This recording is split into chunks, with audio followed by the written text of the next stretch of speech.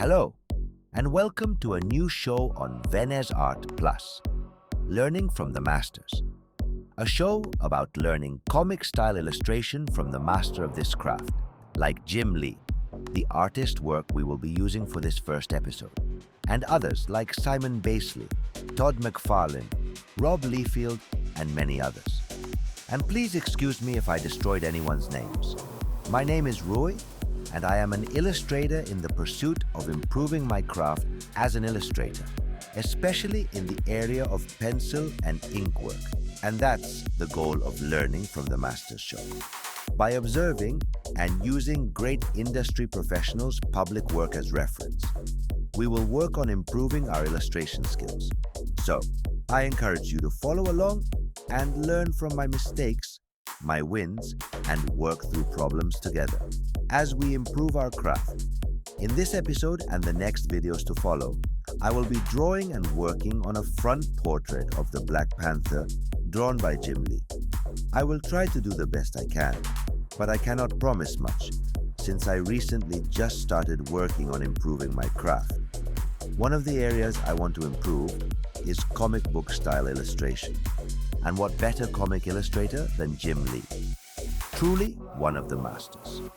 I will focus on pencil and ink work to make sure I don't bore you with an hour-long video. I have divided this video into 4 episodes of 15 minutes each, making them easier to digest. I will have self-generated AI music in the background, so you are not just sitting there hearing my voice, but hopefully an enjoyable music or mix of beats.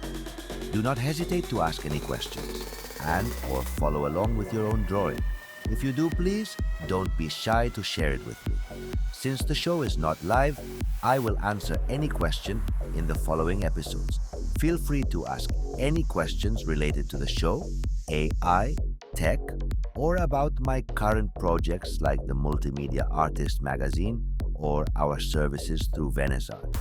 I figure to set things off, as I draw, I would tell you a bit about who I am, a bit about my story, and the reason for this show, and others in Venice Art Plus or just vPlus. If you have ever read my LinkedIn profile, you would have noticed I mentioned real estate broker turned illustrator. This is because before mortgages and real estate, I was a freelance artist, working with local South Florida companies and even national brands, all under the name Venice Art.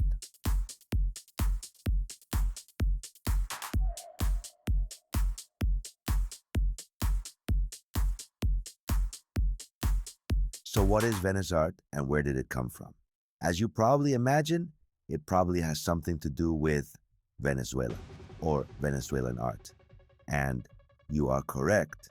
The story behind it is a bit more interesting, since it did occur many years earlier when I was a student at Benjamin Franklin Middle School in San Francisco, California. As you know, if you have ever been in any public transportation, the first thing you see is tagging and graffiti. I was immediately attracted to the art form and could wait to do the same, since I used to take several buses to get to school. At the beginning, I tried several different names, letters, and styles. And that's how I eventually arrived at Venice. Something that would provide a hint of where I was from, but simple enough to quickly tag. I used Venice for a long time as a tag and signature to all my artwork at the time. It wasn't until several years later, much later, when I actually started working as a freelancer, that I added the art and started using Venice Art.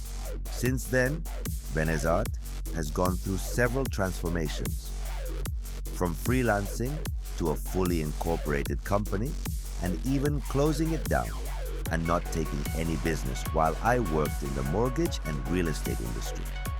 During this time, I became more of a graphic designer since I still work on my own marketing and advertisement, and eventually a full branding and marketing studio. After I became a real estate broker and opened my own brokerage, developing all ads and marketing for the brokerage and real estate agents.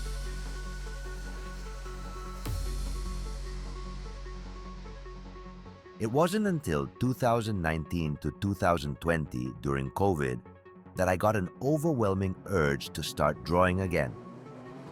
I think COVID did a lot of different things to a lot of people, but I have noticed it really pushed artists to either get back or improve their crafts. And just like many artists, I decided to pull back from the mortgage and real estate industry and get back to being an artist. And once again, put Venice art front and center as a new path in my life.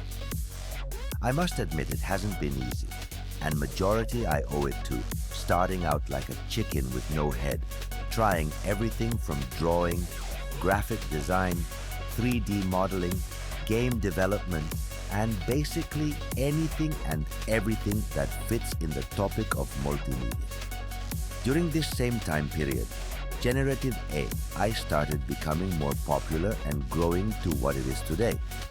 Venice art is still a work in progress, incorporating and relaunching as Venice Art Multimedia Corp, a fully traditional and digital multimedia company focused on helping small to mid-sized businesses grow, providing services from initial logo design to branding, web development, online and social media management, and even custom apparel, all under one roof, and becoming the company of one, or what some might call today a solo entrepreneur, thanks to the team of 15 AI agents I have assisting me in every area of production and management.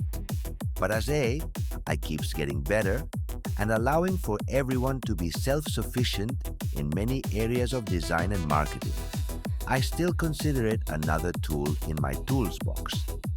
I believe more than ever before the importance of traditional methods and the importance of improving your pencil drawing skill and ink work.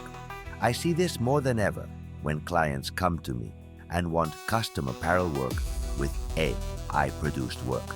Yes, AI-generated work is getting better, but you still see errors on the font, line quality, and of course, it is still a raster file in a very low resolution, which we really can use for custom apparel. So traditional digitizing and vector illustration are still required. Will this change in the future as AI improves? Probably so. But having the skills to do it will still be important. As an artist, especially in my younger years, I was fascinated by comic book superheroes and the amazing illustration work by the artist creating them. And I will be lying if I tell you, I haven't thought of creating my own comic, Venice Art's own IP. Yes, this has become easier now with tools like AI and with distribution or exposure much easier than it was before with social media. But I still believe nothing will ever replace the original 11 by 17 original work. There is something about the raw look and feel of the pencil and ink work. Also the challenge and the growth you experience by doing the work. Nothing will ever replace that. Do not misunderstand me either. I am not in the AI-hating team. I just think of it as a tool that can be helpful within the process, like using it to color your finished pencil work or ink work if you are working on your own IP. Of course, this doesn't mean you should slack on your coloring craft, but it can be useful for an independent self-publisher to expedite some of the steps you really do not have interest or enjoy as much. It is always healthy to have balance, and that's where I think learning from the masters brings balance into a heavy AI prompting world by harnessing and improving our craft, making us more humble to the work not only that we create, but to those doing the same. As powerful as AI and modern tools have become, I still believe more than ever in the importance of traditional skills: pencil, ink, observation, composition, color theory, and of course practice, and more practice. These fundamentals are timeless. So if you're willing to slow down, study the greats, and put pencil to paper, you're in the right place. So before we end this episode and go, I'd love to hear from you. If this episode helped you in any way, or if you struggled with something while drawing, drop a comment below. Let me know what you're working on or what you'd like to see covered in future episodes. If you're enjoying learning from the masters, consider subscribing. It helps the channel grow and it lets me know this kind of content is worth continuing. More episodes are already on the way and we'll keep breaking things down, one drawing at a time. Make sure to watch other shows like The Daily Hustle. You can watch a time-lapse of me sketching from a blank canvas to a full sketch, and from sketch to ink, where I grab an image from my sketchbook and ink it. Both are great shows to practice and improve your drawing and ink craft. And if you enjoy AI-generated content, then the Daily Slop or the AI Slop Show is for you. Thanks for spending this time with me. I'll see you in the next one.